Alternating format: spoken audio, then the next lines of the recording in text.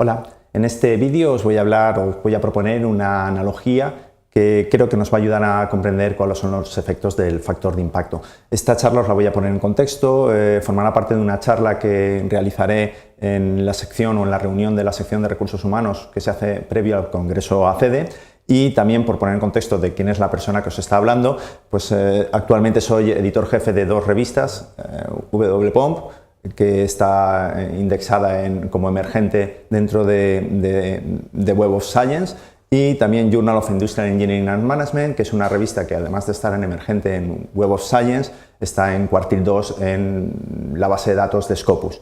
Y al mismo tiempo formo parte de manera activa en el comité editorial de la revista de docencia universitaria, que es una revista que también tiene una proyección muy interesante. Espero que en los próximos años podamos ir viendo esa evolución. Bueno, lo que quiero contaros en la charla fundamentalmente es crear una analogía entre el deporte y la ciencia para comprender cuáles son los efectos que podría tener el uso del factor de impacto como única herramienta para medir lo que supuestamente es la calidad de los investigadores y de la ciencia en general. De modo que aquí tenéis descrita cuál va a ser la analogía. Yo hablaré de deporte, que sería la analogía de la ciencia. Una de sus áreas científicas sería el atletismo. Y el factor de impacto que vamos a utilizar yo lo voy a asociar con la velocidad, con el tiempo que tardas en recorrer 100 metros. La analogía continuaría con, bueno, las revistas serían en este caso los deportistas. Es posible que alguno dijerais, hombre, los deportistas deberían ser los autores y las revistas tendrían que ser como los equipos. Lo que pasa es que eso nos excluiría a los deportes individuales y, como sabéis, atletismo fundamentalmente es un deporte individual y no funcionaría la analogía. Pero en cualquier caso, el mismo esquema que os voy a presentar a vosotros, pues podéis realizarlo vosotros extendiendo esta analogía si os gusta más trabajar de la otra forma. Bueno, si esta fuera la analogía, vamos a tomar los datos de la final de 100 metros lisos de Londres 2012. Tenéis la foto finish y, de acuerdo a esto, pues si estuviéramos hablando en ciencia, Usain Bolt sería primer cuartil y además primer decil. Blake sería también cuartil primero. Gatlin y Gay serían el segundo cuartil, Bailey y Martina serían el cuartil 3 y en el cuartil 4, además de Richard Thompson, tendríamos a Safa Powell, pero por lo que tardó en llegar, probablemente si esto fuera una revista indexada en Web of Science o en Scopus, estaría en este momento en cuarentena. Es decir, estarías a punto de ser expulsado del sistema porque parece que no estás cumpliendo los criterios que están diciendo. Tengo que decir que a Safa lo que le pasó es que se lesionó. Si queréis ver cómo quedaría esto en otra perspectiva, para que veáis ampliando el zoom de toda la línea de 100 metros, esta es la foto finish. Aquí está Safa Powell, que se lesionó en el minuto 60 y aún así, entrando cojo, llegó con una velocidad que sería una velocidad extraordinaria para la mayoría de nosotros. Además de estos circulitos amarillos, que son lo que representa los finalistas de verdad, os he incorporado tres situaciones más para que veáis en contexto. Estos dos circulitos me representan a mí. Esto es hace muchos años, cuando yo todavía competía a rugby. Probablemente si hubiese participado en la final me hubiesen sacado 30-40 metros. Cuando ellos llegaban a la meta yo todavía tenía que correr bastante. Este sería yo actualmente. Este sería mi marca de factor de impacto en atletismo en estos momentos. Y aquí en verde os he puesto una persona que participó en esas Olimpiadas, pero no en esta carrera, que es Powell Feibeck. Probablemente no sonará este nombre, pero esta persona fue el medallista olímpico en la disciplina de lanzamiento de martillo. Quizá vosotros estáis pensando, bueno, es que Bolt y Powell no eran de la misma área de conocimiento.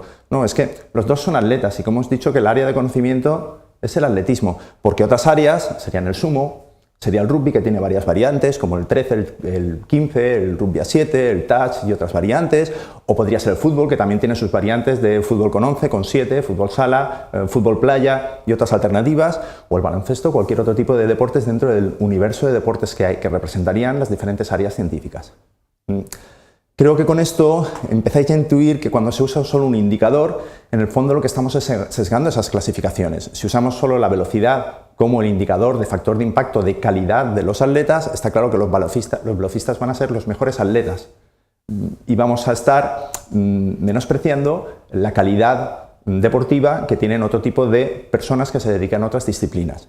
Lo mismo ocurriría si lo que hiciéramos es, o de manera análoga, si lo que hiciéramos es tener múltiples indicadores y hacer un indicador ponderado de todos ellos para representar quién es el mejor atleta. ¿Adivináis quién iba a salir? Pues probablemente los decatletas. De modo que, de nuevo, volveríamos a poner un sesgo, pero en el otro sentido. personas que son especialistas en un área y en ese área estos especialistas quedarían en una mala posición comparado con alguien que es mucho más generalista, que tiene una complejidad adicional o diferente simplemente. Yo creo que no podemos valorar qué es mejor deportista o peor deportista solo por el hecho de que esté en una disciplina u otra, a pesar de que haya disciplinas que a nosotros nos gusten, nos atraigan más como espectadores o incluso como participantes. Quizá la pregunta clave es, bueno, este factor de impacto que se usa en la ciencia, teniendo en cuenta cuáles son el número de citas que reciben los artículos de 2 años previos, un año, que es el año que se marca para fijar el factor de impacto, quizá la principal pregunta es decir, ¿esto realmente está representando la calidad de los artículos o la calidad de la investigación o únicamente está representando la popularidad?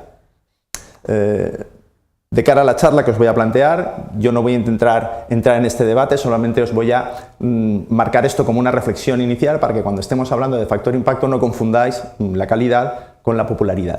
Y el resto de cosas que quiero desarrollar a lo largo de la charla os lo planteo como línea argumental. La primera es que creo que es importante en estos momentos tener conciencia de cuál es el modo en el cual se calculan los índices de las revistas.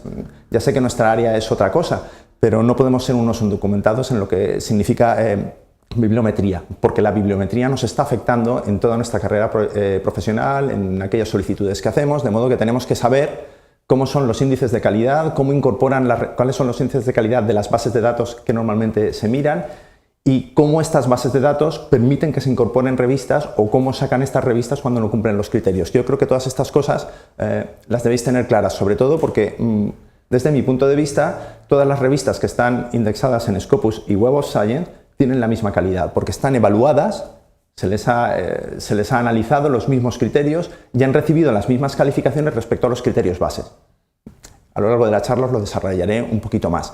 Y luego también hay otras cosas que me gustaría que reflexionáramos. Una de ellas es que publicar en una revista influyente no convierta automáticamente tu artículo en un artículo influyente. Tu artículo es una cosa y el índice de popularidad que tenga la revista puede ser otra cosa. Igual coinciden o igual son diferentes. A pesar de que cuando vayáis a acreditaciones en agencias como la NECA o la CNAI, los puntos os los van a dar normalmente o mayoritariamente o principalmente por la clasificación de la revista. Es cierto que luego pueden valorar o matizar o modificar esas calificaciones en función del número de citas, es decir, popularidad del artículo. Pero eso es una segunda derivada. O sea, la primera que te van a mirar, casi seguro que va a ser esa. Las siguientes cosas es que quizás os estéis preguntando, ¿es fácil saber cuántas revistas científicas hay en el área de recursos humanos? Yo creo que no es demasiado fácil, porque las clasificaciones no son claras y entonces hay revistas que publican cosas de recursos humanos y no están clasificadas como revistas de recursos humanos, sino como revistas de management en general, o incluso en otras subdisciplinas o disciplinas de las ciencias económicas o de las ciencias sociales. Y lo principal para no tener fácil hacer estas cosas es que no hay demasiados artículos, yo al menos no los he encontrado, artículos que se hayan dedicado a hacer esta clasificación de cuáles son todas las revistas científicas que hay en el área de recursos humanos. En otras áreas sí que lo hay. Yo no sé si es paradójico, si es que estamos preparando ya esos artículos y todavía no se han publicado, pero en otras áreas sí que los encuentras y en algunas con mucha abundancia y en cambio en recursos humanos no las tenemos. Y otra de las preguntas que a mí me interesaba responder a lo largo de esta sesión es si es fácil saber cuáles son las revistas influyentes en el área de recursos humanos. Y aquí la respuesta es depende. Es posible que sea muy fácil si solo te fijas en los criterios de ANECA o CNAI, porque es tan sencillo como irte a Web of Science o a Scopus, filtrar revistas si has tenido un éxito en la pregunta anterior y una vez tienes ese cuerpo de revistas las ordenas de mayor a menor factor de impacto y ya tienes las más influyentes para ellos. Lo que pasa es que yo personalmente no me creo que esa sea la clasificación correcta o más adecuada en todos los casos, porque Web of Science tiene un enorme sesgo de selección de qué revistas entran o no entran, y cuando hablo de sesgo no es un filtro exigente, sino un sesgo, es decir, no están equilibradas esas decisiones. Scopus también lo tiene, yo creo que un poco menos, pero también se parece un poquillo en eso.